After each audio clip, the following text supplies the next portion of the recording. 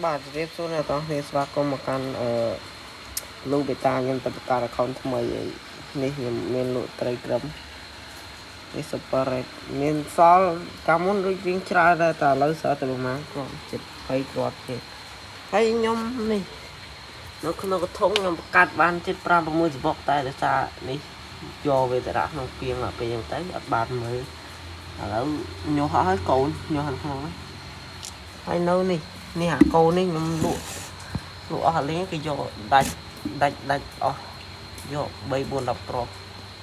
គេយកឡើងសល់តែប៉ុណ្ណឹង6គ្រាប់ជាងនៅពីងមានច្រើនទៀតបាទតែវាអត់នេះអត់សូវមានគេយកចិត្តអស់ហើយបាទអានេះវិញកូននេះពួកម៉ម៉ាឡេខ្ញុំកាត់មេឈាមខ្មោចឥឡូវបានផលហើយស្អាតខ្លាំងមែនទេអានេះទឹកនេះយកមកទៀតអត់សូវមានទេលក់អត់សូវដាច់ដែរតែដាច់តិចបាទ